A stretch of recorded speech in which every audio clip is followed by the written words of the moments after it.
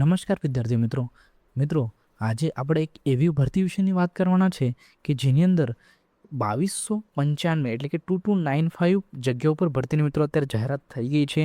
અને મિત્રો આ એક એવી સરકારી ભરતી છે જેની અંદર તમારું જે ડિસ્ટ્રિક્ટ છે એટલે કે જ્યાં તમારું જોબ લોકેશન છે એ ફિક્સ ટાઈપનું રહેશે, એટલે કે એક જ જિલ્લાની અંદર તમારી નોકરી રહેશે.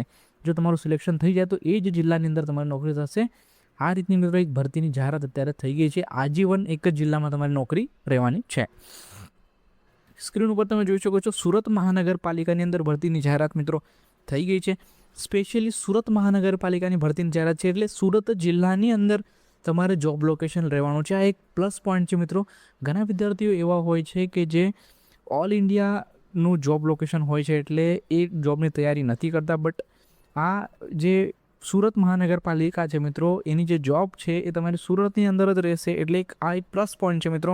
તો એની અંદર અત્યારે 2295 એટલે કે 2295 જગ્યા માટે ભરતીની મિત્રો જાહેરાત થઈ ગઈ છે. અને એના કરતાં બી એક સારી એવી વાત એ છે મિત્રો કે 2200 જે જગ્યાઓ છે એમાંથી 717 જગ્યા એવી છે કે જે ઓનલી જુનિયર ક્લાર્ક માટે છે. ઓકે, તો જુનિયર ક્લાર્ક માટે તમને બધાને ખ્યાલ છે એજ્યુકેશનલ ક્વોલિફિકેશન કે એની ગ્રેજ્યુએટ કેન અપ્લાય. ઓકે, તો આ જ રીતની મિત્રો આ ભરતીની જાહેરાત છે. આનું જે નોટિફિકેશન છે ડિટેલ એ અત્યારે આપણે ડાયરેક્ટલી જઈશું અને એની અંદર જુનિયર ક્લાર્ક માટે મેઇન વસ્તુ વાત કરીશું, પ્લસ એની સિવાય કઈ કઈ જગ્યાઓ છે, કેટલી ભરતી છે, ઓકે, ટોટલ જે જગ્યાઓ છે એમાં બ્રેકઅપ કઈ રીતનું છે, ક્યારે ફોર્મ ભરવાનું શરૂ થાય છે. તો જુઓ મિત્રો, તમે અત્યારે સ્ક્રીન ઉપર જોઈ શકો છો જે આપણું ડિટેલ નોટિફિકેશન છે જે સુરત મહાનગરપાલિકા દ્વારા આવ્યું છે એ આપણી સમક્ષ અત્યારે ઓપન થઈ ગયું છે. મિત્રો આ જાહેરાત જે છે એની પીડીએફ તમારી સામે ઓપન છે. સૌથી અગત્યની વાત મિત્રો કે ક્યારે ફોર્મ ભરવાના શરૂ થશે અને ક્યારે છેલ્લી તારીખ છે ફોર્મ ભરવા માટેની, તો તમે અત્યારે સ્ક્રીન ઉપર જોઈ શકો છો કે સંબંધિત જગ્યાઓ ભરતી નિયમો અને પરીક્ષા નિયમોની પ્રવર્તમાન જોગવાઈ મુજબ લાયકાત પરિપૂર્ણ કરતા અને ઈચ્છા ધરાવતા ઉમેદવારોએ 1/4/2026 સવારે 11 કલાકથી 15/4/2026 રાત્રિના 11 કલાક દરમિયાન www.suratmunicipal.government.in પર ઓનલાઈન અરજી કરવાની રહેશે. ઓકે, તો તારીખ તમને ખ્યાલ આવી ગઈ કે 1/4થી ફોર્મ ભરવાના શરૂ થશે અને 15/4 એ તમારી છેલ્લી તારીખ, એટલે 15 દિવસનો સમયગાળો મળશે. તમારે ઓનલાઈન અપ્લાય કરવાનું છે. અહીંયા વેબસાઇટ બી આપી દીધું છે. ઓકે, જો મિત્રો અત્યારે જે આપણે વાત કરીએ કે 2200 પ્લસ જગ્યા માટે મિત્રો અહીંયા ભરતી છે, તો અત્યારે બધી જ વસ્તુઓ અહીંયા ડિટેલમાં આપી દીધી છે કે 2200 જગ્યાઓ છે એનું બ્રેકઅપ જે છે અહીંયા આપેલું છે. અલગ અલગ 45 પોસ્ટ છે મિત્રો. ઓકે, અલગ અલગ 45 પોસ્ટ છે જેની અંદર આ ભરતીની જાહેરાત છે મિત્રો. તમે સ્ક્રીન પર જોઈ શકો છો જનસંપર્ક અધિકારી છે, એસેસમેન્ટ રિકવરી ઓફિસર છે, મેડિકલ ઓફિસર છે, ડેપ્યુટી એન્જિનિયર્સ છે, આસિસ્ટન્ટ એન્જિનિયર છે, assistant engineer mechanical, civil, okay, electrical, બધી જ ટાઈપની આ વેકેન્સીઓ છે મિત્રો. એક મોટી ભરતી કહી શકાય એ રીતની આ ભરતી છે. પ્લસ સુપરવાઇઝર કોમ્પ્યુટર, જો મિત્રો આ સુપરવાઇઝર કોમ્પ્યુટર જેમને ડિપ્લોમા ઇન ઇન્ફોર્મેશન ટેકનોલોજી આ રીતનો કંઈ કોર્સ કરેલો હોય તો એમના માટે બી એક સારી ઓપોર્ચ્યુનિટી છે મિત્રો. ઓકે, સ્ટાફ નર્સ છે, એમાં બી 150 જગ્યાઓ છે. ઓકે, પછી જે આપણે કીધું કે ત્રીજી શ્રેણી ક્લાર્ક, ઓકે, એટલે આપણે જેને જુનિયર ક્લાર્ક ટાઈપ કહીએ છીએ, તો આ રીતના મિત્રો અહીંયા એક ભરતી છે જે સૌથી મોટી ભરતી 717 જગ્યાઓ માટે છે મિત્રો, ત્રીજો શ્રેણી ક્લાર્ક. ઓકે, પછી છે ફિટર, ડ્રાઈવર, ઓકે, ટેકનિશિયન. ડ્રાઈવરમાં બી તમે જોઈ શકો છો 444 જેટલી જગ્યાઓ મિત્રો આના માટે ભરતી છે. પછી જુનિયર ફાર્માસિસ્ટ છે એમાં 70 જગ્યા છે. મેન્ટેનન્સ આસિસ્ટન્ટ ઇલેક્ટ્રિકલ એમાં 30 જગ્યાઓ છે.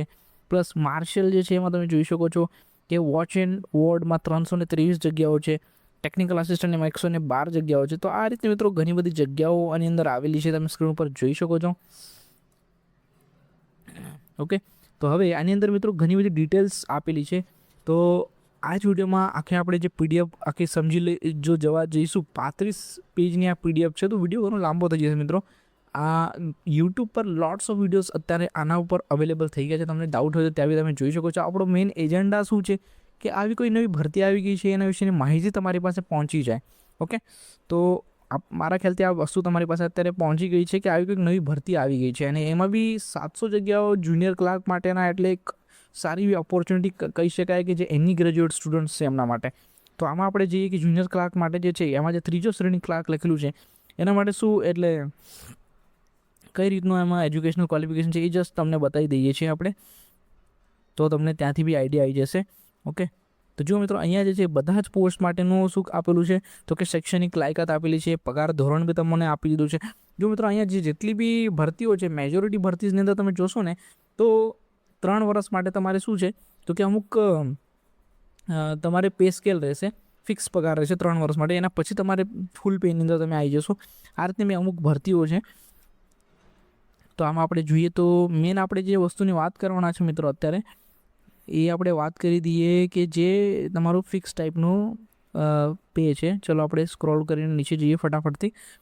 આસિસ્ટન્ટ એમ્પ્લોયર, ટેકનિકલ ઓફિસર્સ છે, રેડિયોગ્રાફી ટેકનિશિયન છે, specialist, supervisor, staff nurse, junior analyst, live stock inspector. જો હા, આપણે મેઇન વાત કરવાના છે ત્રીજો શ્રેણી ક્લાર્ક. ઓકે, એટલે કે one type of junior clerk. ત્રીજો શ્રેણી ક્લાર્ક જે છે એની અંદર શૈક્ષણિક લાયકાત શું માંગેલું છે તો કે માન્ય યુનિવર્સિટીના કોઈ પણ વિદ્યાશાખાના સ્નાતકની પદવી ધરાવતા હોવા જોઈએ.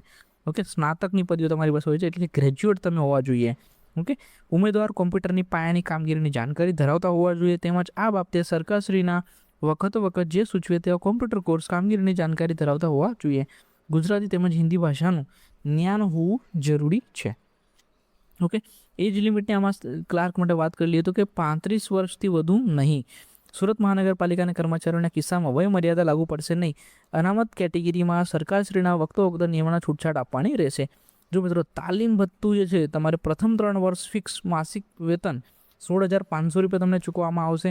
3 વર્ષ જે છે એક વન ટાઈપ ઓફ તાલીમ ટાઈપનું છે, એટલે કે એક one type of training type. એવા પ્રથમ 3 વર્ષ માટે તમારે માસિક વેતન જે છે 16,500 રૂપિયા ફિક્સ તમને આપવામાં આવશે.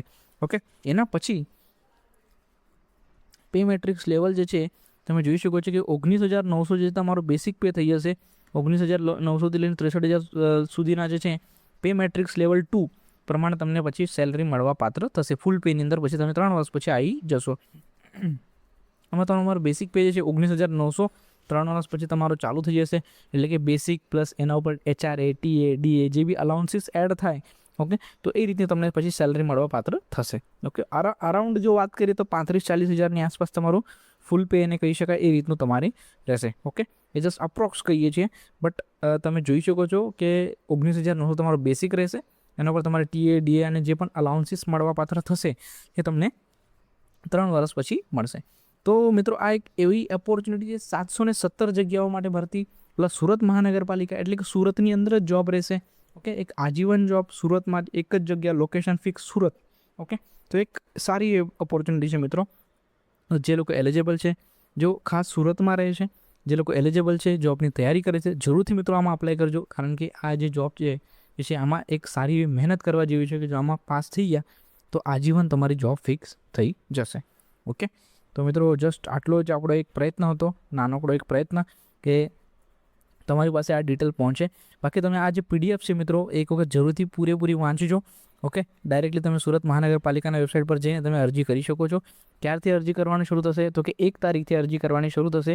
1/4થી ઓકે, 1/4થી લઈને 15/4 સુધી તમે અરજી કરી શકો છો.